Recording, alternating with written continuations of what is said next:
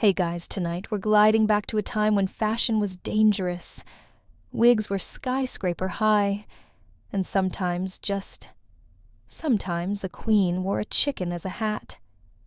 Not a feathered fascinator, not a tastefully embroidered bird. No, we're talking about a possibly live, definitely ridiculous rooster, strutting atop royal curls, while chamber music warbled in the background. You're standing at the edge of an enormous ballroom. Everything around you smells like beeswax perfume and the faintest whiff of fear.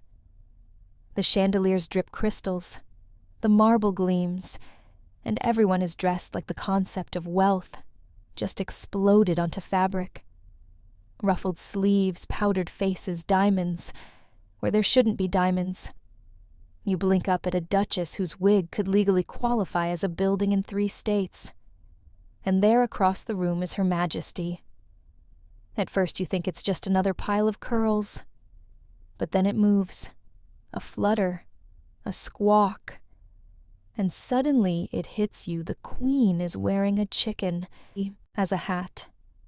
Welcome to 18th century France, where royal fashion has gone from exaggerated to downright poultry-themed.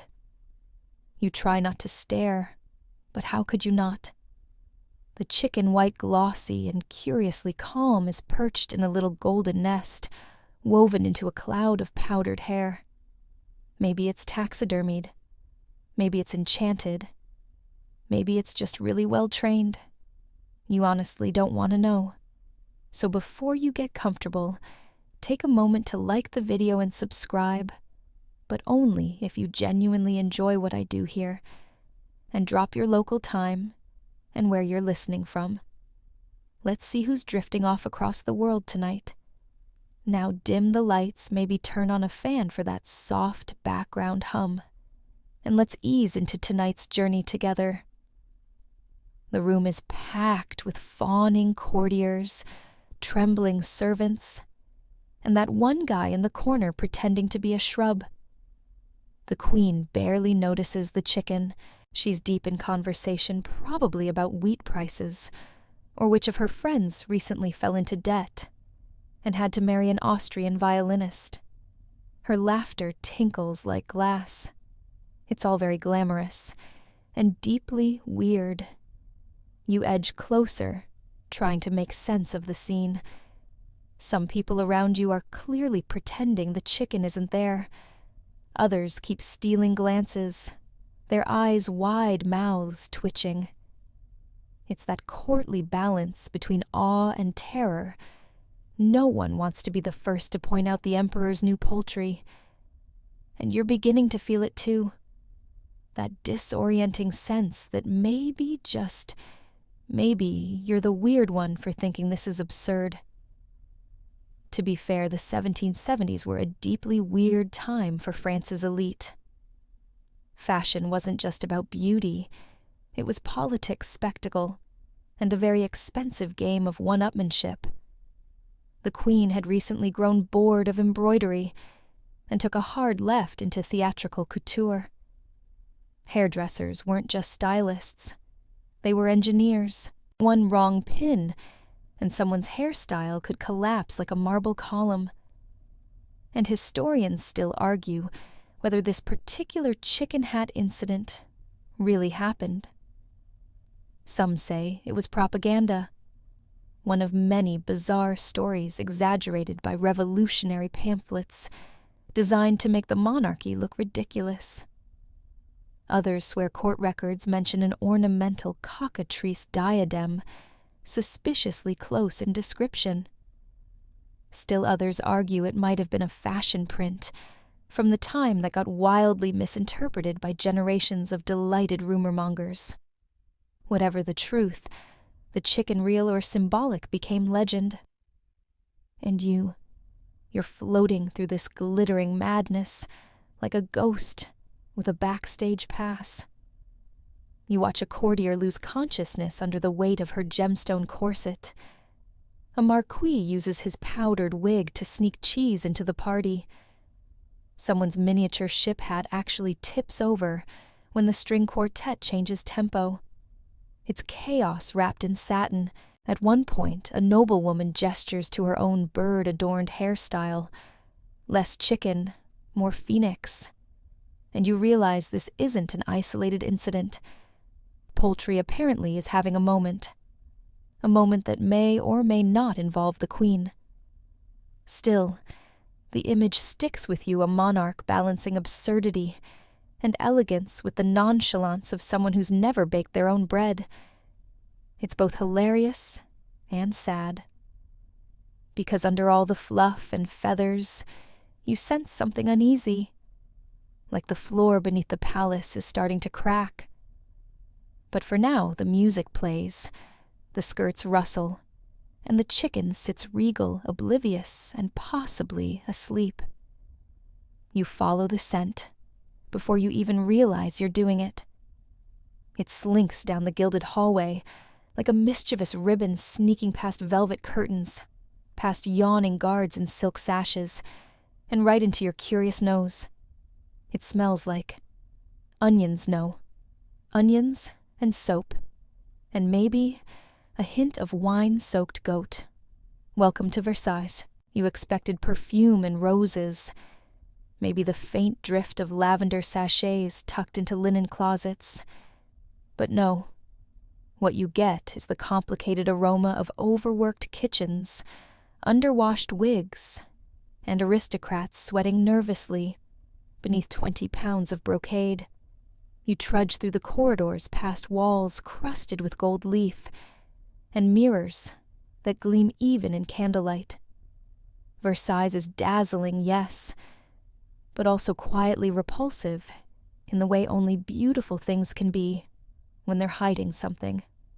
The floors creak beneath you, polished oak boards that once echoed with the embroidered slippers of 1,000 overfed nobles. You notice an empty goblet balanced on the edge of a windowsill lipstick, still smudged on the rim. You pass a dog, or at least you think it's a dog. Could be a very elaborate mop. Then a maid darts out of a side door, her arms full of chamber pots. Her face is red. You nod politely. She does not return the gesture. You're invisible to her, just another spirit in a palace haunted by its own grandeur. And still the smell persists. See, Versailles may have been the glittering jewel of the French monarchy, but underneath all that opulence it was, how shall we put this funky? Despite its fountains, its statues, its symmetries, it was never built with proper plumbing. There were makeshift toilets, yes, buckets mostly, and the kind of alcoves where nature could take its course behind a potted plant. But with hundreds of people traipsing through daily things got ripe. Historians still argue whether the stench was truly unbearable or just exaggerated by later revolutionaries, eager to paint a picture of decay. But one thing is certain. There are plenty of letters and records from foreign visitors complaining about it. One Prussian count described the palace as a golden cage, lined with damp laundry and spoiled cream. Nice. You find your way to the Queen's private apartments. Here the scent softens into powder and violets. The Queen liked her privacy, though privacy in court terms meant maybe only 12 people watched you get dressed instead of 30. Marie Antoinette's chambers are surprisingly cozy, if you consider silk-upholstered walls and gold-trimmed everything to be cozy. You touch a chaise lounge. It sighs under your fingers, worn and weary. You can practically hear the gossip that's soaked into the upholstery. Someone once spilled wine here. Someone else delivered a love letter. And maybe, just maybe, a very startled chicken flapped across this carpet. You poke your head into the adjacent dressing room, where servants used to style the Queen's towering hairpieces. You imagine a hairdresser from the time scissors holstered like weapons combs, the size of fencing swords, fingers nimbly braiding ribbon jewels, even miniature scenes into that miraculous tangle, and what you're smelling now, that oniony ghost, is possibly from one of the Queen's favored pomatums. Back then, people slathered their hair with animal fat to shape it, perfume it, and glue it into gravity-defying styles. That fat, unfortunately, didn't age gracefully. To protect the pomade and keep the wigs fresh for as long as possible, women often left their hairstyles untouched for weeks. Wigs became mini ecosystems. Lice found jobs there. Mice sometimes took leases.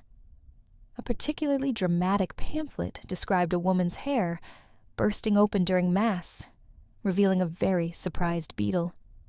Again, historians argue whether that's true. But hey, this is bedtime history, not a peer-reviewed journal. Let's allow ourselves one beetle burst. As you wander back out, you start to understand why the palace had to smell odd. This wasn't just a home, it was a living diorama of decadence, a scented symbol of control, a statement that said, "We're so rich, we don't even need to bathe every day," and that logic trickled down into the architecture. Take the Hall of Mirrors. You step inside instantly, overwhelmed by your own reflection. You see yourself from 1,000 angles, each more confused than the last. That glittering hallway built to impress ambassadors, intimidate enemies, and make every visiting noble feel underdressed, also doubled as a greenhouse in the summer. Trapped heat. Trapped smells. Not great for poultry. Still, despite everything, the palace works its charm. You find yourself entranced by a nearby clock, hand-carved, ticking gently toward oblivion. You sit beside it and close your eyes. A light wind whispers in from the open windows, and for a second, you imagine it blowing away the scent, the noise, the courtly mess. But no, the wind only brings in more the faint sound of someone rehearsing an opera aria in the next room, the rustle of skirts swishing like waves against parquet, and the squeak of something small. You don't want to look. You do anyway. It's a rat, wearing a crumb like a cape. You blink. The rat blinks back.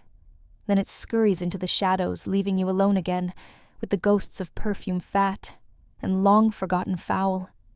You duck instinctively as a noblewoman glides past with a hairstyle so wide it nearly grazes the candelabras. Her wig is an architectural marvel, spiraling frosted and dangerously flammable. At least 3 small birds might be nesting in there. You decide not to investigate. Welcome to the battlefield of 18th century French hair. It isn't just tall, it's ludicrous. We're talking about hairstyles that reach 2 feet high and stretch sideways like carriage wheels. These powdered towers are reinforced with wires, wool pads, and enough hair-human horse, or otherwise to start a small textile factory. You drift into a salon, buzzing with laughter and gossip. Hairdressers scurry around like mice, armed with curling irons heated over open flames.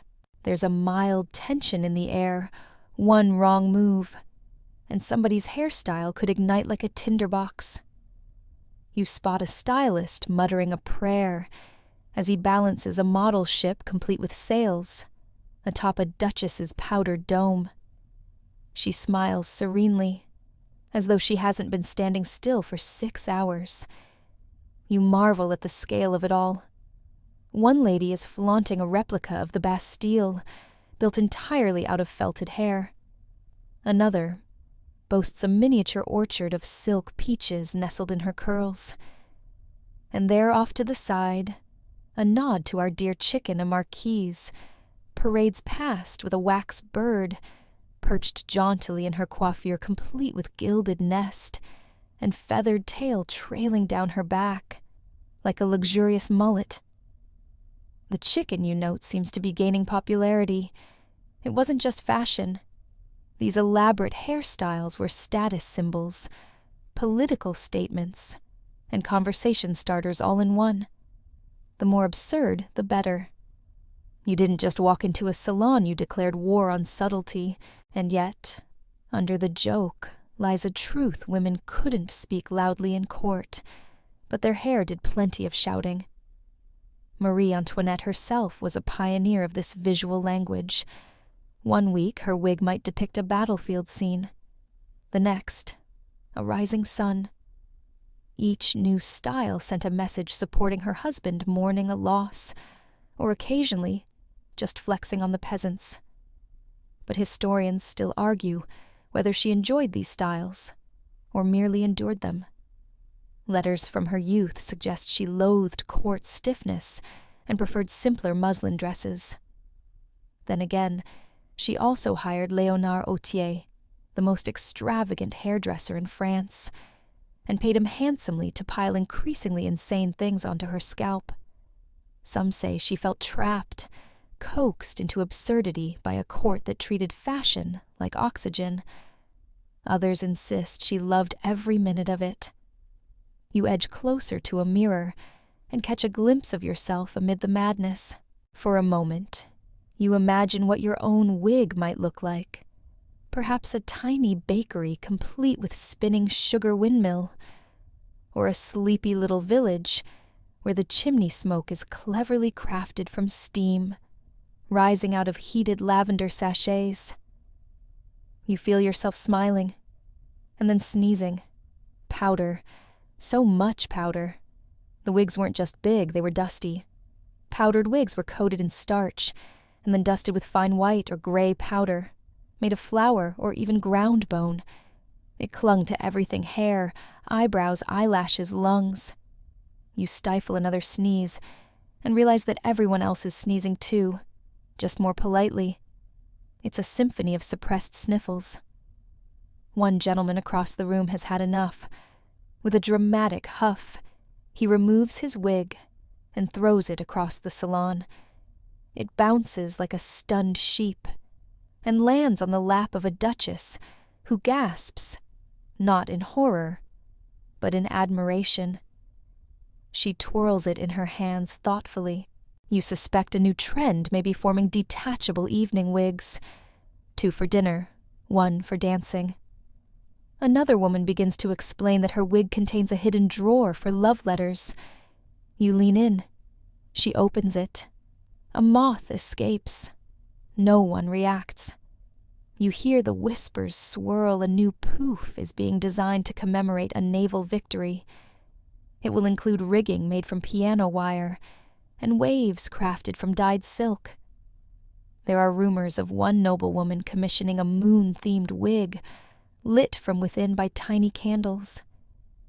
You silently wonder how many people died for fashion, and how many just smelled like they had. And there's the fringe fact of the evening. Some women allegedly had special head scratchers, delicate sticks, tipped with ivory or amber, to reach the itchy zones deep inside their monumental hair sculptures. Others simply invited their maid to lift the whole thing off their head and gently beat it against a wall. A prince nearby leans down to whisper something to his date. You hear only a soft flutter, then a tiny sneeze. She straightens up and plucks a ladybug from her curls. No one reacts. This is Versailles after all. You start to grow sleepy just watching them. Their movements are slow, practiced, ceremonial, like swans gliding over filthy water. You begin to lose track of time. The flicker of candlelight, the rustle of fabric, the slow bob of feathered monstrosities. It's hypnotic. And in the corner, a small detail, a chicken feather on the floor. You follow its drift with your eyes until it settles beside a pair of shoes encrusted with pearls. You wonder, was it from a real bird, or a leftover flourish from the Queen's infamous hat? No one here would admit it either way. You're drifting now, floating through a sea of silk and satire. The palace feels less like a home and more like a theater. And you, dear wanderer, are caught between acts. Everywhere you turn, someone is wearing something they absolutely should not be. Here comes a duchess with an entire garden on her head, tiny wax lemons, ceramic bees, a lattice archway strung with fake grapevines. Her gown ripples like a picnic cloth in a summer breeze. You almost expect a squirrel to pop out and request cheese. Next, a marquis strides past wearing a satin suit, embroidered with scenes from his favorite hunting trip. You think one of the deer is crying. He gestures flamboyantly with a fan that appears to double as a chessboard. And then there's the woman in the middle of the room. You freeze. She's wearing what appears to be an entire boat. Not boat print, not boat theme. A boat. On her head, sails and all. It tilts slightly with each step she takes, like she's perpetually navigating a gentle storm. 2 tiny flags wave proudly from its rigging. Fashion. My friend has officially set sail. You wander farther into the salon overwhelmed. You pass a man whose cape is made of stitched-together handkerchiefs, each one embroidered with a different tragic love poem. He dabs his brow dramatically and sighs for no one in particular. And then you see it, a distant figure descending a marble staircase, bathed in candlelight. People part to make way. Murmurs rise. Even the boatwoman falters. It's her, the queen. Marie Antoinette glides into the room like a spirit of absurdity and excess. Her gown is an avalanche of pink satin, her jewels blink like confused fireflies. And her powdered wig. Oh, you see it now. Nestled near the crown of her towering coiffure is a golden nest, and within it feathers. You can't yet confirm the chicken, but the tension in the room is suddenly electric. She smiles as if unaware of the stir she's caused, or perhaps she's perfectly aware. This is, after all, a woman trained in the art of performance. Each step she takes, each fan flutter, each carefully deployed sigh, it's all part of the royal script. The other courtiers attempt to keep up some craning their necks for a better view, others nervously checking their own ensembles. Is their hat too subtle? Is their dress underfeathered? The queen is rewriting the rules with every bead and button. And here's where things get juicy. The queen ever, the trendsetter, had been dabbling in poufs that reflected current events, balloon launches, battles, royal births. But this latest creation seems less like commentary and more like chaos. A chicken, what does it mean? Some whisper that it's a satire of her critics, a bold move turning slander into style. Others insist it's a tribute to rural simplicity, a nod to the peasant life she occasionally cosplayed with her fake village and dairy-maid dresses. A few suspect it's simply a joke gone too far. Historians still argue whether the chicken ever clucked. There are no surviving paintings of it, no official portraits showing poultry atop powdered curls. But that hasn't stopped generations from believing it happened. And tonight, in this moment, you believe it too. Because now you see her up close. The queen pauses just a few feet away. She turns slightly, tilts her head, and yes, a rooster, perched proudly in the nest, feathers, shimmering eyes, blinking slowly, like he's seen too much. He doesn't move much. Maybe he's trained. Maybe he's tranquilized. Maybe he's very, very confused. You and the rooster lock eyes. You nod solemnly. He blinks once. The court doesn't dare laugh. They murmur, analyze, speculate. Is it avant-garde? Is it madness? Is it brilliant? You watch as people adjust their own accessories, suddenly unsure if their pineapple earrings or cinnamon stick bracelets are enough. One woman yanks a doily off a nearby table and pins it to her shoulder. Another subtly pulls a taxidermy squirrel from her purse and hands it to a friend.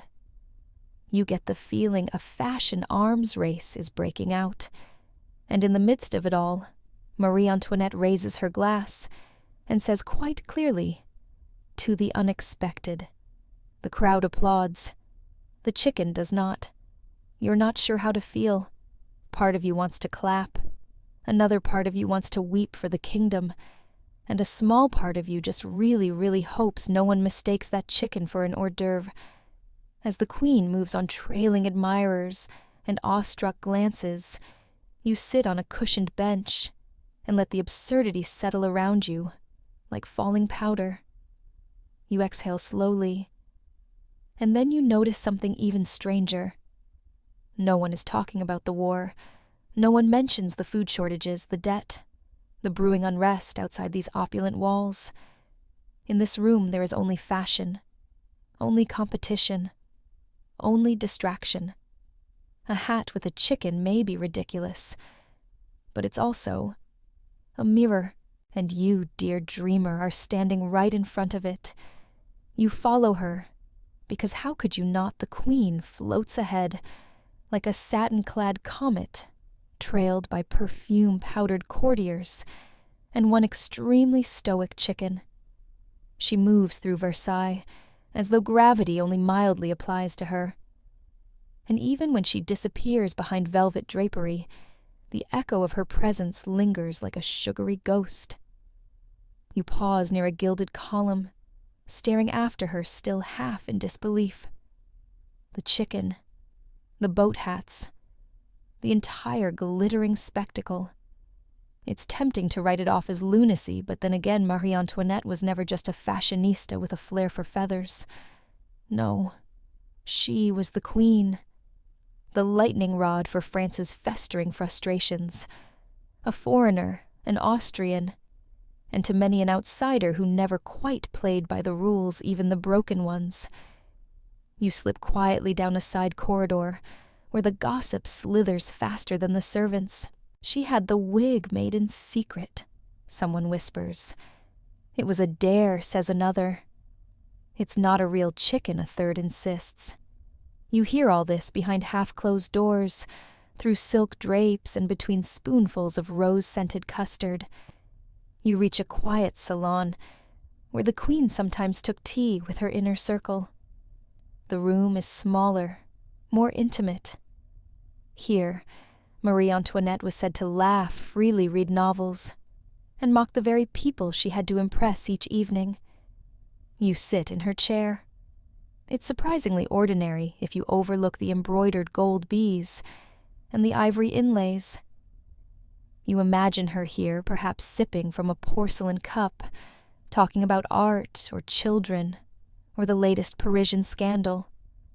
There's something undeniably human in that image. You start to wonder who she really was beneath the fanfare. Was she cruel? Naive, trapped, empowered historians still argue over this. Some say she was a frivolous parasite, bleeding the kingdom dry with her indulgences. Others argue she was a scapegoat, unfairly blamed for an economic collapse, decades in the making. Her letters reveal affection for her children, irritation with court protocols, and a hunger for normalcy she could never quite grasp. You close your eyes and try to imagine young Marie newly arrived in France, barely 15, barely understanding the language, married off to a boy who collected locks and clocks and rarely looked her in the eye.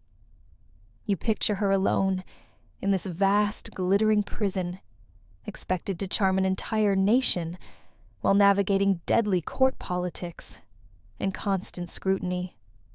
Would you have done better? Outside the salon, a page boy scurries past with a hat box. You glimpse the label, "For the masquerade urgent." You wonder what's inside. Another bird, a fruit salad, a tribute to the latest opera. You can't help but chuckle, because it's easy to mock her now with our modern eyes and shampoo and therapy. But back then, wearing a chicken if she did wasn't madness. It was strategy. When you're a queen, with little political power style, becomes your weapon. And Marie wielded hers with ruthless precision. She set trends, not just in France, but across Europe. When she wore muslin, the continent followed. When she cut her hair short after a fever, hairdressers coined the à la victime style. Yes, a foreshadowing name, if there ever was one. And when she wore something absurd, others had to follow or risk being out of step. She controlled the narrative for a while, but like all fads, her grip eventually slipped. You gaze at a nearby portrait. Marie's face is serene, her eyes unreadable, her hair rising like a sugar sculpture. No chicken here, just the cultivated image of a queen. And that's the irony, isn't it? The real Marie Antoinette, the girl who loved gardening, who adored her children, who tried awkwardly to relate to her people, was buried beneath wigs, rumors, and political disasters she couldn't fix. You stand and wander to the window. Outside, a breeze stirs the trees in the palace gardens. Somewhere far beyond these hedges, people are hungry, angry. They're talking, organizing, and while the court plays dress-up, the ground is shifting beneath them. But in this moment, the palace is quiet, safe, detached. You lean your head against the cool glass. For just a second, you understand why anyone might reach for ridiculousness in a world cracking at the seams.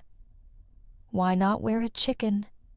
Why not stack fruit and ribbon and silk until it becomes armor? You hear distant laughter. The queen has returned to the main hall. You know the crowd will fawn, mimic, and murmur, but you also know she must feel the tension, like thunder behind brocade curtains. The candlelight flickers, and in your mind, the queen turns once more, not with mockery, not with vanity, but with quiet defiance. Let them laugh, she might be thinking. Let them whisper. They'll never forget me. And they haven't. You hear the music before you see the room. A soft cascade of violins, a harpsichord plucking something delicate and smug, the low hum of aristocrats, pretending not to loathe each other. You step into the ballroom, just as the first waltz begins, and immediately you're engulfed in a sea of rustling silk and half-lidded stairs. This is court life distilled, a pageant of lace etiquette, and the slow-motion duel of one-upmanship. But tonight, it's turned up to 11. Every head swivels toward the center of the room, where Marie Antoinette stands like a pink thunderstorm. Her gown is immense, 4 arm spans wide if it's an inch, and its embroidery is so detailed, you're sure it took several lifetimes to complete. Sequins sparkle like dew on rose petals. Her bodice rises and falls with the faintest breath, but it's her hair that steals the show. Again, the chicken's still there. You watch it blink, slowly, feathers slightly fluffed from the heat of the chandeliers. The queen hasn't acknowledged it. She doesn't need to. The mere presence of a live-ish bird atop her crown of curls has already done the talking. She drifts forward, arms delicately outstretched, and enters the dance. The courtiers shuffle to make room. No one wants to get elbowed by a marquise with weaponized shoulder pads. You find yourself a quiet spot near a pillar and observe. The orchestra swells. The queen spins. And behind her, every lady in the room is fidgeting, adjusting headpieces, whispering to maids. One woman slips behind a curtain and returns moments later with a peacock feather, strategically repurposed into her hair. Another dabs perfume on her temples, praying it masks the faint musk of envy. You can practically see the inner monologues. Is this a joke? Should I pretend I love it? Can someone check if it's laying an egg? But no one dares speak. This is how fashion works here. Not with press releases or glossy magazine spreads, but with glances, gasps, and courtier panic.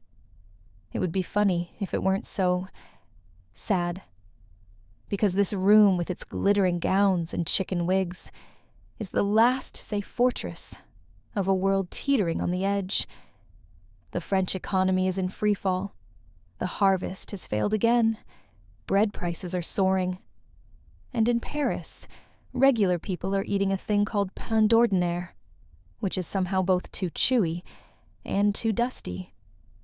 Meanwhile, you just watched a man eat a sugared rose petal off his shoe because it matched the canapé.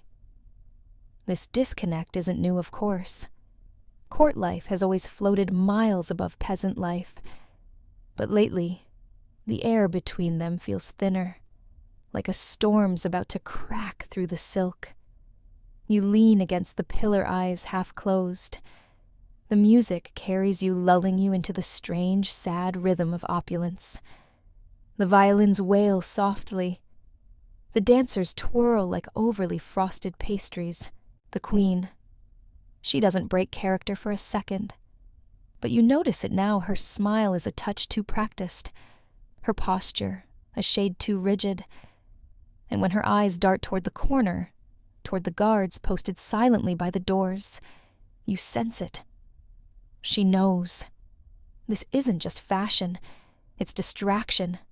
Camouflage. Theater with feathers. Someone nearby mutters, "Let them eat cake." You freeze. But here's the thing, she never actually said it. That infamous phrase, probably invented by Jean-Jacques Rousseau years earlier, before Marie Antoinette had even set foot in France. Historians still argue about who said it and when. But once it was pinned to her, it stuck like melted sugar. It didn't matter if it was true. It felt true. It matched the image people had already decided was real a queen, so out of touch.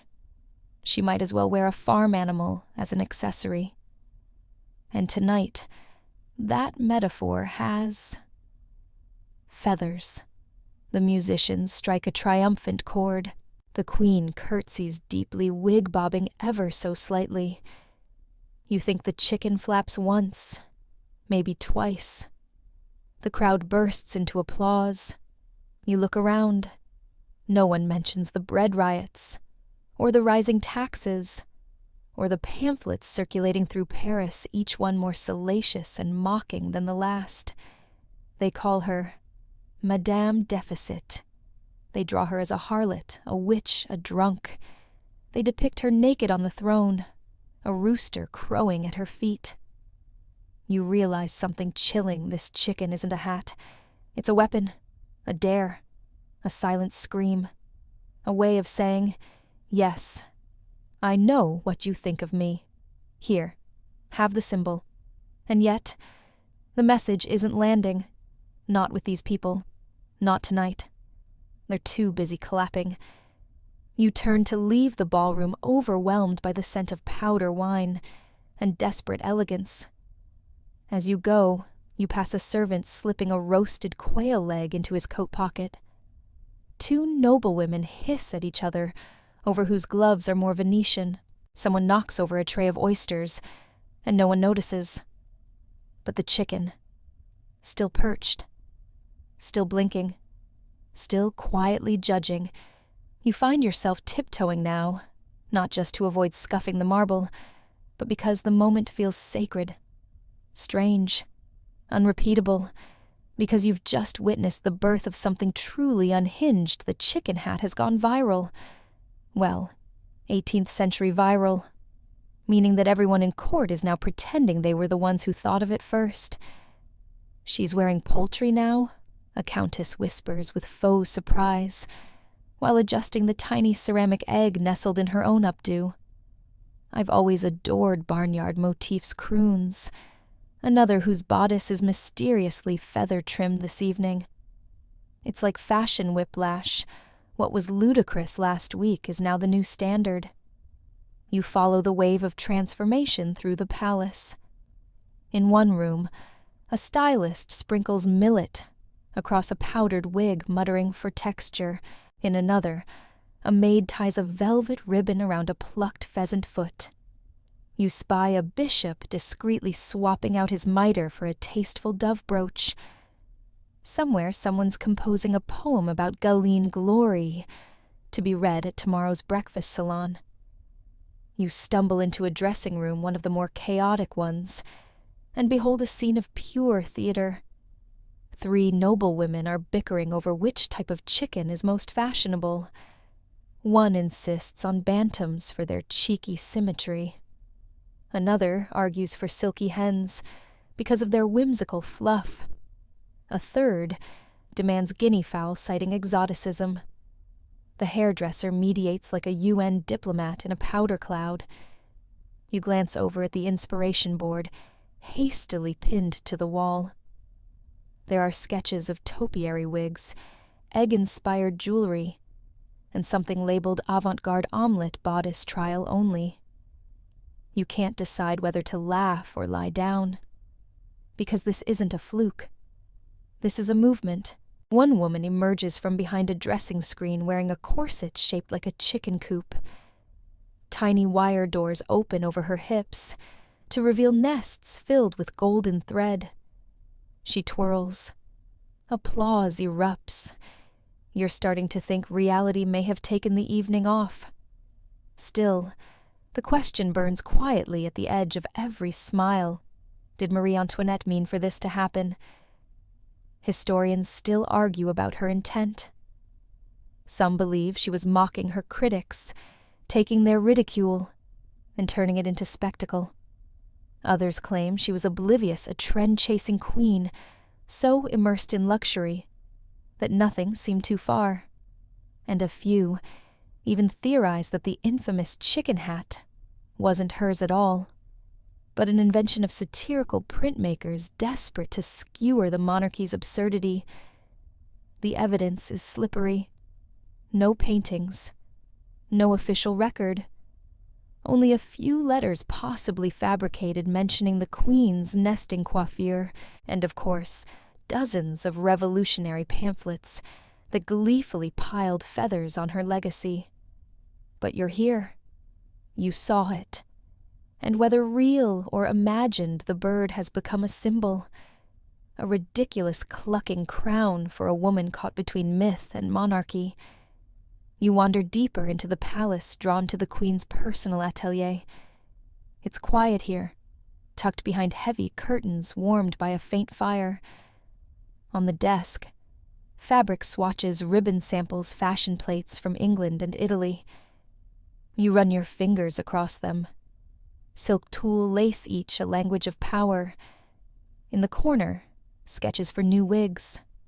One features a rotating egg-shaped centerpiece. Another has a secret drawer labeled seed dispenser. You're not entirely sure if that's a metaphor. You open a drawer and find a small fan inscribed with the phrase, Galena, Regina, Queen, Hen. Now that's branding. Suddenly you hear footsteps behind you.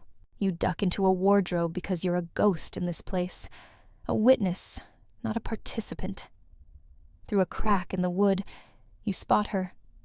Marie Antoinette alone. No entourage, no velvet. Just a nightrobe slightly rumpled and hair pinned loosely beneath a lace cap. She moves slowly, tiredly, and settles into a chair beside the fire. You watch her shoulders sag. The firelight flickers across her face, young, tired, proud. She holds something in her lap, a feather, long, soft white. She twirls it between her fingers, lost in thought. No court, no orchestra. Just a girl who never asked to be queen, trapped in a palace she didn't build, wearing symbols she didn't always choose. And suddenly, the chicken isn't funny anymore. It's lonely. Because when your crown becomes a joke, how do you know who's laughing with you? And who's laughing at you? Outside the court grows louder. The chicken hat trend is in full flight. Someone yells about coq couture, someone else's hat lays an egg. Literal or metaphorical, no one checks. And the queen just sits there feather in hand as the palace spins around her. By morning, the pamphlets have arrived. They flutter across Paris like autumn leaves. Only these aren't poetic or pastoral. They're sharp savage and printed on cheap paper soaked in venom. You drift into a cafe near the Palais Royal, where a man in a tri-corner hat leans over a wooden table, reading aloud with theatrical flair. La Reine aux Plumes, he proclaims, jabbing the paper with an ink-stained finger. Behold, the hen-throned harlot, the clucker of coins. Laughter erupts around him, bitter and loud. You peer over his shoulder and read the rest. The cartoon shows Marie Antoinette perched on a velvet throne, surrounded by eggs, plucking golden feathers from a suffering France-shaped chicken. Her mouth is open mid-squawk, and her eyes sparkle with malice. The caption reads, "She lays nothing yet, consumes everything. It's brutal. And it's not alone." You find others pinned to alley walls and stuffed into coat pockets. One depicts her hair as a nest crawling with rats. Another shows the queen boiling a peasant in a giant egg cup. A third reimagines the palace of Versailles as a co-op complete with cackling nobles and broken bread crusts littering the floor. The chicken hat, it seems, has become metaphor. You retreat to a quiet corner and watch as passers-by snatch up the papers. Some grin, some scowl. One man spits on the image. A woman nearby fans herself furiously, muttering disgraceful, though whether she's condemning the queen or the satire is unclear. This is more than gossip now. This is propaganda, and it's working. Because while the chicken might have begun as a ridiculous accessory, fashionable, surreal, maybe even brave, it has now been weaponized. The people are hungry. The streets are tense. And here comes a queen who wears animals, while the bakeries run dry. It doesn't matter whether the bird was real. The image is too good, too easy to mock. It crystallizes every frustration into a single ridiculous feathered punchline. And you start to realize something chilling. The same absurdity that made her untouchable in the ballroom is making her vulnerable out here. A man with soot-streaked cheeks holds up a pamphlet to a growing crowd. "Look at her," he shouts. "She mocks us. She decorates herself with our hunger." Behind him a woman nods, cradling a child too tired to cry. No one remembers the ship hats now, or the garden wigs, or the poetry sewn into gloves. Only the chicken. A rickety cart rolls past bearing cabbages and yesterday's fish. Someone scrawled "Vive le Poule" across its side in chalk. You blink. Wasn't this supposed to be silly? You head back toward the palace, retracing your steps. The contrast is jarring. Inside those gilded walls, perfume music, feathered hysteria. Out here, soot hunger, unrest. Versailles may be just a few miles from Paris, but it might as well be another planet. And somewhere between those worlds, Marie Antoinette walks a very fine line. She's still holding court, still smiling, still performing, but her image is beginning to splinter. The nobles laugh politely when she enters, but their eyes dart toward the windows. The musicians play, but their fingers tremble slightly. The queen's latest hat, a toned-down affair still vaguely bird-themed, but decidedly less live, sits uneasily atop her curls. She seems to notice. Her fingers fidget with the edge of her bodice. Her smile tightens. You catch snippets of conversation. They're calling her the mother hen of ruin. I heard someone offered a bounty for her wig, dead or alive. She's thinking of retreating to Petit Trianon, hiding, some say, Even inside the court, the chicken hat has lost its shimmer. What was once flamboyant is now foolish. Dangerous. Symbolic of everything that's gone wrong. You watch a baroness carefully remove a small dove-shaped pin from her hair and tuck it into her reticule. One less feather. One less target. The queen pretends not to notice, but her eyes flick once toward the door. It's small, that gesture. Barely there. But it's the first crack in the mask you've seen since she toasted the crowd, and that's when it hits you. The chicken wasn't a fashion choice. It was a shield, a last desperate barrier between her and the people she could never quite reach. And now that shield is cracking. The court, sensing danger, shifts again. You see new hats quieter, flatter, humbler. One noblewoman arrives with a headscarf in the style of a milkmaid. The duchess, who once paraded a rooster, now carries a shepherdess's crook. It's damage control, but it's too late. The pamphlets are out. The jokes have teeth. The symbols are burning themselves into memory. And soon, the laughter won't be aimed at the chicken. It'll be aimed at her. You've left the perfume halls behind now. The velvet echoes of violins fade into something much heavier, denser. You step through the gates of Versailles and out into the real France, where powdered wigs turn into patched caps, and gold leaf gives way to mud. Here the road isn't swept hourly. Here the carriages don't shine, and the air smells less like rosewater, and more like damp wool and yesterday's soup. You drift through the outskirts of Paris, as if exhaling court life from your lungs. And the first thing you notice, no one's laughing. You stop in a crowded square, where a baker shouts himself hoarse. 3 sous for a crumb, he bellows. Don't like it. Go find a royal chicken. A few customers chuckle darkly, but most just shake their heads. One woman clutches a bundle of onions to her chest, like treasure. A child whimpers beside her hollow-eyed. You glance toward a makeshift newsstand where pamphlets hang like prayer flags. Some are new. Others are smeared with rain, redrawn in haste, copied again and again by ink-stained fingers. You see the queen again, cartoonish, arrogant, bird-headed. One sketch shows her laying golden eggs onto the backs of starving peasants. Another replaces her crown with a cooking pot. The symbolism isn't subtle, and it's spreading. You duck into a tavern low-lit and rank with spilled cider. A small crowd gathers around a storyteller. He's miming a strut chest, puffed hands bent like wings. "Caw-caw," he squawks. Make way for her excellency. The room roars. Someone raises a tankard and yells, "All hail the royal rooster."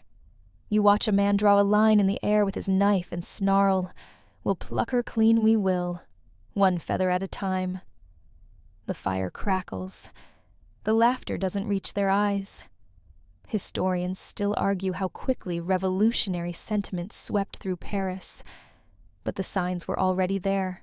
And here, far from the marble corridors of Versailles, the chicken hat isn't funny anymore. It's proof. Proof that she's mocking them. Proof that she'll never understand. Proof that she's just one more feathered figurehead, fattened for slaughter. You wander the alleys where satire curdles into rage. On a crumbling wall, someone scrawled, "She wears eggs, we eat none." A grim equation, and no one seems to be solving it. A seamstress sharpens scissors beside her doorway, glaring at a wax dummy wearing a wig stuffed with straw. A butcher offers queen's cutlets, lumps of gristle carved into crowns. You hear one man joke that the queen's next accessory should be a noose decorated with canary feathers. And still, through it all, the idea persists. If she can wear a chicken, she can carry our shame. It's not about poultry. It never was. It's about humiliation, because when you're hungry enough, even the absurd becomes personal. You head toward a small church half abandoned, where a gathering of women kneel not in prayer, but in petition. They hold scraps of fabric embroidered with slogans: bread, not birds, down with wigs, pluck the throne. A little girl barefoot, cheeks hollow, clutches a doll, fashioned from straw and lace. Its head is a walnut. Its crown, a chicken feather. The queen is everywhere now, in jokes, in curses, in bedtime stories, and none of them end well. You sit on a cracked bench and let the city wash over you.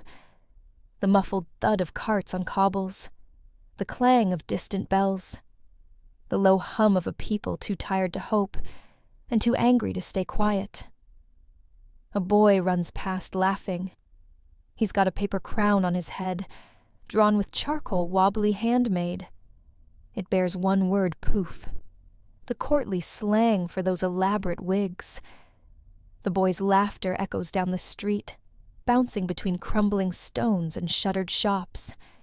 Then as quickly as it came, it dies, because just ahead, the palace guards march past. Black uniforms, blank expressions, rifles at the ready. One glances at the boy. The paper crown flutters to the gutter. You pick it up. It's damp, torn featherlight, just like everything else these days. You keep walking back toward the edge of the city, where the road leads once more toward Versailles. The sun dips low, smearing the sky with sickly gold. And in that fading light, you begin to see how fragile the court really is. A house of cards built on bone and brocade. And now even the breeze is starting to whisper revolution. But inside the palace, the dances continue. The wigs still rise. And somewhere in a mirrored room, the queen still wears her bird. By the time you return to Versailles, dusk has folded itself gently over the palace. Candles glow like sleepy fireflies behind the stained glass windows, and the courtyard is hushed. No carriage wheels clattering, no shrieks of fashionable laughter. The air smells like wax and wilted roses. Even the fountains seem to gurgle more cautiously tonight. You drift back into the Queen's wing, where a half-dozen courtiers stand frozen in awkward clusters, like figurines waiting for permission to move. Someone is crying behind a fan. Someone else is nervously fluffing a sleeve that has clearly been fluffed too many times already. A new portrait of Marie Antoinette has just been unveiled. And it's a problem. She sits resplendent in silk, her wig toned down, her posture precise. It's an official attempt to rebrand a PR campaign in paint. No birds, no ships, no excess. Just a soft blue gown, a rose in her hand, and a look that says, "Please believe I'm not the monster you think I am." You step closer. The brushwork is delicate, careful, but there's something hollow in the eyes, something unsure. The queen is attempting humility, but the room can smell the effort. She looks plain. A baroness murmurs. She looks desperate, someone else replies. And both are true. This is Marie Antoinette's latest defense, not a speech, not a decree, but a painting. A royal reset button. She's asking in oil and pigment to be seen as a mother, a woman, a calm presence. Anything but the cake-eating caricature she's become. Historians still debate how involved she was in this campaign. Some argue she ordered it personally, with notes and fabric samples, and handwritten instructions on the shade of ribbon. Others believe it was the court scrambling on her behalf, trying to rescue her public image before it was too late. Either way, the damage had been done. Because outside the palace walls, people aren't staring at oil paintings. They're staring at bread lines. They're quoting pamphlets, not portraits. And if you think the chicken hat made a splash, wait until you hear what happens when someone tries to look too humble, too clean, too unfamiliar to the image already burned into their minds. You turn from the portrait and step into the next chamber, where courtiers argue in whispers. One man suggests more public appearances in peasant dresses. Another recommends holding a charity fete, as if throwing a slightly less opulent party will mend decades of fury. Someone suggests seriously a milkmaid ball. You nearly laugh, but no one else does. You find the queen again in a smaller salon surrounded by her trusted few. Her hands are folded. Her smile is still there, but it's pinned in place like a brooch. She's listening intently to an advisor who is gently recommending that she tone things down even further. Less Pouf, he says. More patriotism. You see her jaw tighten. Because what they don't understand, or maybe what they refuse to admit, is that fashion was never just fun. For Marie Antoinette, it was one of the only languages she was allowed to speak fluently. She wasn't given power over policy. She didn't shape foreign alliances, but she could choose her dresses, her hats, her image, and now they want to take that away too. She glances down at her hands. You notice the smallest detail. Her ring, once ornate, is now a plain band of gold. The earrings smaller than usual. The perfume less cloying. It's already begun. A slow unfeathering. You step outside into the moonlit garden. The flowers are heavy with dew, the statues more shadow than marble. A few nobles wander the paths, pretending not to be terrified. Somewhere in the bushes, someone is scribbling notes, maybe for another pamphlet, maybe for a speech, maybe for history. The Queen's team is working overtime now. They've ordered the tailors to remove the feathers from her wardrobe. The wig makers have been told to reduce volume by at least 40%. You overhear a footman say the word subdued, with the kind of horror usually reserved for medical diagnoses. But none of it is fast enough. You recall the way she toasted the crowd after that infamous chicken debut. To the unexpected, she said, grinning like a woman on the edge of a cliff. And now she's being forced into expectedness, into humility, into being someone she never claimed to be.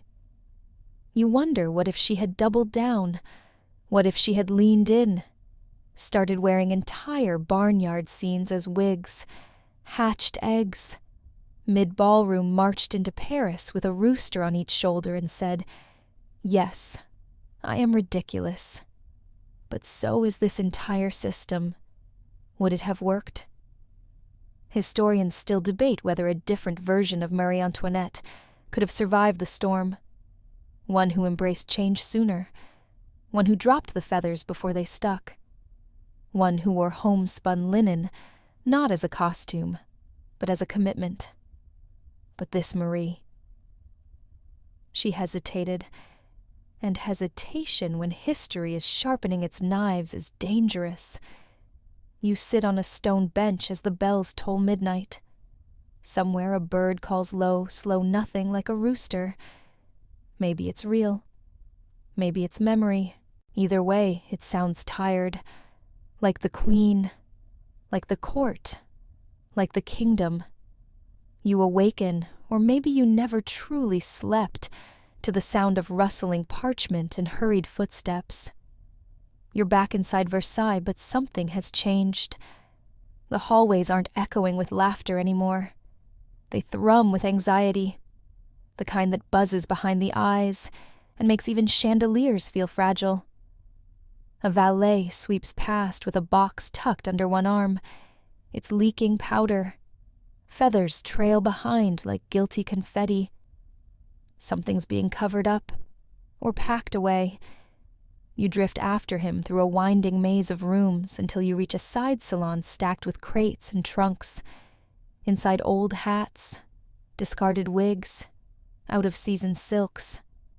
A collection of fan designs you swear you saw sketched beside a goose once. They're not throwing them away. They're hiding them. Because the tide has turned, and even the whisper of whimsy is dangerous now. You linger at the doorway as a young maid unfolds a wig, once magnificent, now sagging slightly, and pauses. Her fingers brush the edge of a miniature gilded chicken cage nestled in the curls. It's empty, of course, but the symbolism is heavy. She stares at it for a long time before gently pressing it into the crate, like laying a relic into a tomb. And that's when it strikes you. Did this really happen?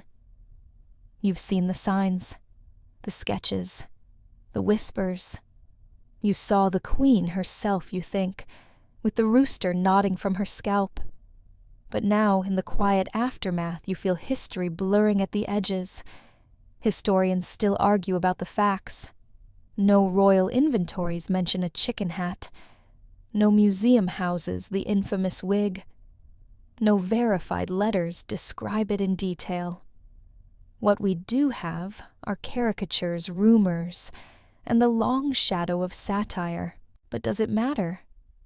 If everyone remembers the chicken, doesn't that make it real enough? You walk through the queen's dressing chambers, now quiet as a chapel. A few powdered mannequins still stand in corners, dressed in outdated gowns. One wears a powdered tower wig, massive but empty.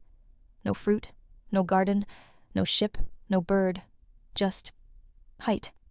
You reach a writing desk. Stacked there are letters. Unsent. Or perhaps never meant to be read. One is addressed simply to my public. You skim it. They say I do not care. But how can I care for them if I am forbidden to speak? I am not their enemy. I am only their mirror cracked. You pause. The queen didn't write it. Probably. But someone imagined she might. And that imagined voice has echoed louder through history than many real ones. You move on. In the adjoining gallery, a group of nobles debates what should be remembered. One argues that the queen was bold, a woman with vision. Another calls her a fool, dancing while the country burned. A third shrugs. Let them remember the chicken, he says. It's simpler than taxes, and maybe that's the point. History likes symbols. Symbols are tidy. Chicken says extravagance. Marie says excess. No footnotes needed, but reality messy. She was a girl from Vienna dragged into a world she didn't choose. A queen who never ruled. A mother. A mask. A monarch in a cage built from lace and politics. And for one brief, baffling moment, a woman with poultry on her head. You step outside into the royal gardens. Even here the atmosphere has shifted. The hedges are trimmed but nervously. The fountains burble, but the birds are gone. You sit beneath a marble cherub and try to piece it all together. Not just the myth of the chicken, but the memory of it. How a single absurd image managed to say more about an entire collapsing empire than 100 official proclamations. Because symbols don't need to be accurate, they just need to stick. You imagine someone decades from now, centuries even, sitting in a candlelit study, reading about the fall of the French monarchy. They'll skim the names, the treaties, the debts, and then they'll pause when they reach the phrase, "That time, the queen wore a chicken as a hat." And they'll smile, because it's too strange to ignore, too vivid to forget, even if it never really happened. You rise and wander back inside, just in time to see the last crate being nailed shut. Someone has scribbled on the outside archives, "Fashion misc, warning feathers." You shake your head, and yet you understand, because sometimes a chicken isn't just a chicken, Sometimes it's the beginning of the end. You're back in the throne room now, or what's left of it. The chandeliers still drip crystals, and the velvet still smothers every surface. But something's shifted. You feel it underfoot. It's as if the palace itself is holding its breath, like it knows its days of powdered extravagance are numbered. And then you hear it drums, faint but unmistakable. They echo up from the direction of Paris. Not a military parade, not a royal celebration. No, this rhythm has a different energy. It sounds like a warning, or a countdown. You slip out to the balcony, and in the distance you see them figures marching along the dusty road. Some carry signs. Others carry loaves of bread on sticks like grim offerings. One woman waves a bonnet soaked in red dye. And leading the way, a banner bearing a chicken. Not majestic, not regal, just a plain scrawled bird. The queen is no longer a queen here. She's a meme, a mascot, a mistake too easy to satirize and too hard to forgive. The court pretends otherwise. Inside nobles chatter about new tailors and rumors of a winter gala, but the drums keep coming. You duck back into the corridors, heart steady, feet silent. You pass a portrait gallery, and there she is again, Marie Antoinette in younger years, smiling faintly beneath layers of paint. The plaque says, Her Majesty, by grace of God, Queen of France and Navarre. You reach out and touch the frame. It's cold. The door behind you opens. It's her. No entourage, no jewels, no chicken. She wears a gown of plain muslin, wrinkled, modest, intentional. Her hair is still powdered, but barely. It feels like she's already begun shrinking herself, folding inward to become smaller, safer, less threatening. You watch her move through the gallery, slowly pausing at each painting, each gilded lie. She stands before her own portrait and stares, not proudly, not fondly, just curiously, like she's trying to remember who that woman was. Someone coughs down the hall. The moment breaks. She walks on. You follow her through narrower halls now. Servants don't meet her eyes. Guards stand straighter, but say nothing. Even the light through the windows feels different, duller, like the sun itself is bracing for scandal. In the private salon, advisors whisper around a map of Paris. One has drawn a red line that reaches perilously close to Versailles. Another pins a note reading October 5th, Women's March pending. Someone suggests fleeing. Another proposes negotiating. A third, braver soul suggests a public sympathy campaign. You've seen how that goes. Marie Antoinette listens, silent, thoughtful. Then she picks up the pamphlet nearest to her, one of the more infamous ones. You can see it clearly, her face grotesquely exaggerated, with a rooster clutched under one arm and a wine goblet in the other. The caption reads, Feast and feather our queen forever. She reads it, and then she laughs, not loudly, not bitterly, but softly, like someone who's finally too tired to care. You think for a moment she might cry, but she doesn't. She smooths the paper out on the table and says clearly, This is who they've made me. And she's right, because somewhere along the way, the real Marie Antoinette became less important than the version of her people wanted to hate. The chicken hat, real or imagined, became shorthand for royal indifference, for tone-deaf elegance, for glittering absurdity in the face of suffering. You exit the room quietly, leaving her with her thoughts and her mockery. Down the corridor, a group of young nobles is burning old pamphlets in a fireplace. Too dangerous, one mutters. Too easy to twist. You watch flames lick the edge of a cartoon chicken. Its beady eyes vanish in smoke. But erasing the image won't undo the damage. It's out there now, feathered and immortal. You pass the royal milliner's studio, where a nervous assistant is unpinning the last of the outlandish wigs. One shaped like a swan has been hacked in half, another resembling a pastoral scene, complete with woolen sheep, lies crumpled in a basket.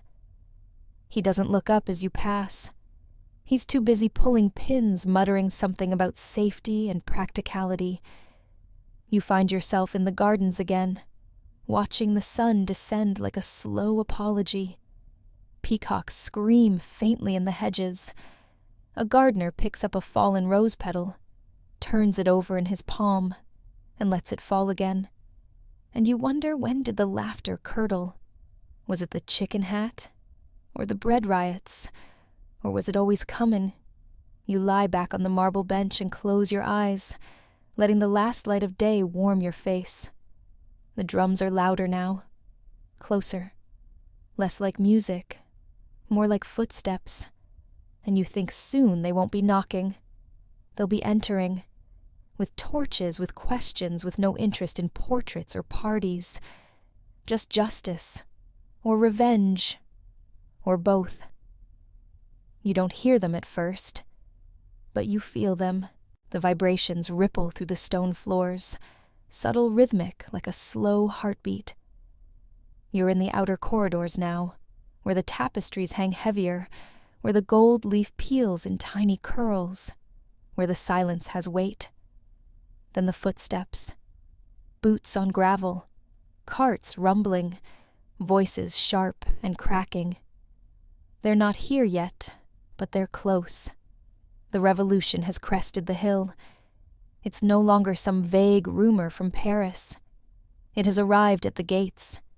You peer through a high window and see them thousands packed together like storm clouds with limbs. Women with fists curled around wooden spoons. Men with rags tied around their heads. Children perched on shoulders. Not an army, but something older, hungrier, a tidal force of frustration. And above them flags stitched from scraps, painted with slogans inked with symbols. You spot one instantly, a chicken, wearing a crown. Inside, Versailles braces. You pass a maid frantically wiping soot from a silver candelabra. A footman tosses silk pillows into a wardrobe, like that's going to stop the mob. The air smells like fear and starch. You find a marquis hiding a satchel of jewels behind a curtain. He doesn't even pretend not to see you. He just says, "If they ask, I was never here," and vanishes into the shadows. You reach the Queen's chamber. She's seated but not resting. Her back is straight, her face pale. Her hands are folded tightly in her lap, knuckles white. She wears no jewels, no corset. Her wig is gone. Her real hair, thinner, darker, frayed at the edges, frames her face like a wreath of withering ivy. She looks older, smaller, real. No birds today. Still, the image of the chicken clings to her like a second shadow. You wonder if she sees it when she closes her eyes, if she hears it when the crowd screams. A servant rushes in with news they've breached the outer gate. Marie Antoinette doesn't flinch. Someone suggests fleeing through the rear gardens. Someone else counters with hiding in the chapel. You watch the arguments spin in circles like frightened mice, none of them realizing the cat's already inside. The Queen stands, smooths her dress. "If I am to be seen," she says quietly, "then let them see me." You follow her as she walks slowly, deliberately through the palace. Her steps are soft, but they echo louder than the drums. Courtiers part. Guards stare. A few reach out as if to stop her, but don't. You descend together into the marble courtyard. The front gates groan, then open, not with ceremony, but with force. The people flood in. Mud-slicked shoes on marble. Coarse fabric against silk wallpaper. The collision of worlds. And there she is, Marie Antoinette, standing at the top of the stairs. No crown, no fanfare, no hat. The crowd stares. For a moment it's silent, breathless. No one knows what to do. Then someone yells, "Where's the rooster now?" Your Majesty laughter, sharp and mean. The Queen doesn't flinch. Another throws a cabbage. It misses. A child holds up a crudely drawn pamphlet, her face with rooster feet. The Queen's eyes pause on it, not with horror, not even sadness, with recognition. You realize something then. She knows. The image has won. It will outlive the palace outlive every powdered wig in France. No history book will ever forget the chicken hat, whether it was real or not. It's truth now. Because truth is what people remember. You close your eyes. You picture her on that balcony earlier in the year, feathers rustling gently, champagne flute, raised smiling like she still believed in herself, like she thought elegance could protect her. Now she's all out of elegance, and the crowd doesn't want apologies. It wants symbols, and it already has one. She turns, slowly retreats into the palace. The doors close behind her. Outside, the crowd doesn't cheer. It just breathes heavy and ragged. You sense they're waiting for something else now. The chicken joke is finished. The laughter is turning sour. And you, floating somewhere between history and sleep, realize this moment will fracture. It won't stay one story. Some will say she faced them bravely, others that she cowered. Some will remember the mob with fury. Others will remember it as justice. But all of them will remember the chicken. The palace no longer sings. You drift through Versailles like a whisper past shuttered windows and quieted salons. Gone are the rustling silks, the laughter echoing off marble, the conspiratorial whispers under feathered fans. What remains is something brittle, stretched, on the verge of breaking. The Queen has retreated to the Petit Trianon, her private refuge a short walk from the main chateau, though it might as well be another country. Once she played at simplicity here, dressing like a shepherdess among rose gardens and model dairymaids. Now it feels less like play, and more like exile. You pass a footpath littered with fallen branches and broken fan sticks. The fountains have stopped. The flowers are wilting. The breeze smells like damp linen and extinguished candles. And then you see them stacked along a garden wall, half covered in tarp, are the remains of the court's most extravagant hats. Here lies the shipwig, its sails crumpled, the fruit bowl tiara, missing its grapes, even the infamous Garden of Enlightenment wig, a miniature model of a philosophical salon, complete with tiny porcelain chairs, has toppled. At the very top of the pile, a feathered nest, empty, no chicken in sight. Inside the Petit Trianon, the Queen writes letters by candlelight. Her script is neater now, her words careful. She addresses them not to friends, but to enemies. The National Assembly, the Parisian press, foreign monarchs who might still answer her cries. But the tone has shifted. It's not plea or defiance anymore. It's resignation. You lean over her shoulder as she pauses, dips her quill and writes, "I was never what they said I was. But I may now become it, simply by surviving their stories." She sets the pen down, and for the first time in all your quiet hauntings, you see her cry. Only briefly. A single tear swept away by a hand more calloused than it was a year ago. The revolution has stripped more than jewels. It has scraped off identity, persona, even myth. All that remains is a woman whom no one wants to believe could be real. You step back and turn toward the sitting room, where a stack of newspapers lies folded and scorched at the corners. You skim the headlines. Let them eat. Plumage the feathered regime flees Madame de Coq, the crown's final costume. No matter how she tries to step out of the spotlight, they drag her back in with ink and ridicule.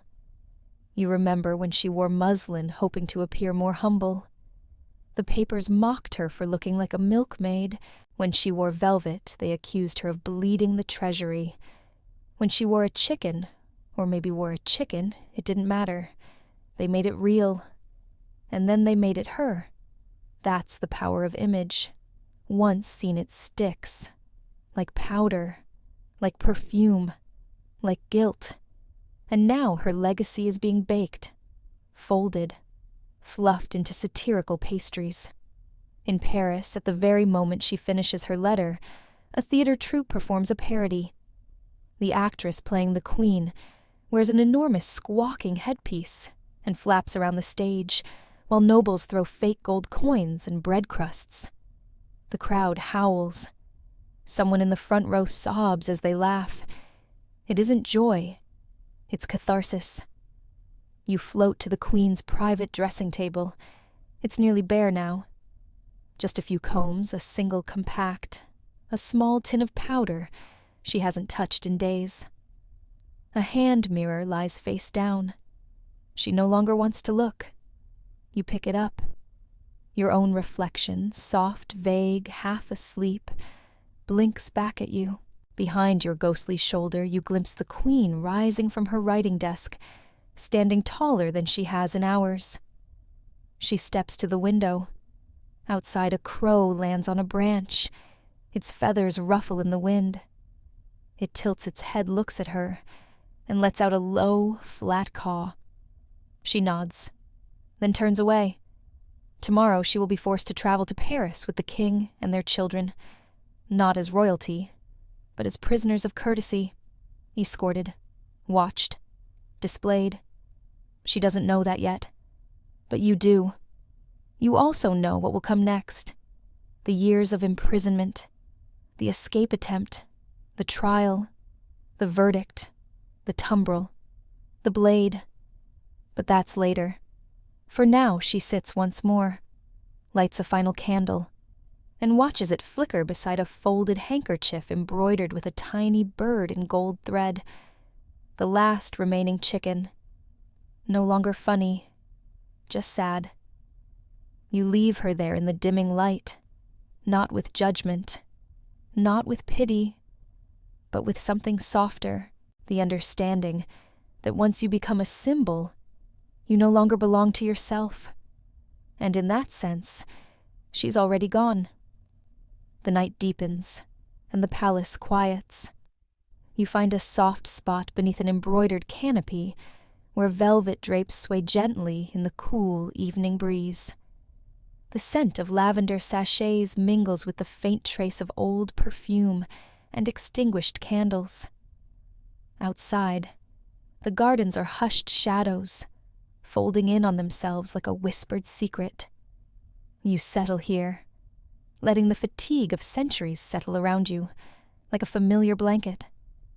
The voices, the laughter, the chaos of powdered wigs and clucking chickens, all drift away, becoming part of the soft night hum. You feel the slow, steady rhythm of history, breathing beneath you, its heartbeat steady, but fragile. In this calm, you realize the story you followed isn't just about a queen or her hats. It's about the weight of image, the dance of power and performance, and how one small absurdity can come to symbolize an entire world's unraveling. The chicken hat, whether real or imagined, was never just fashion. It was a mirror reflecting fears, frustrations, and folly. A feathered metaphor for a kingdom perched precariously on the edge. As you close your eyes, the palace fades to a soft blur.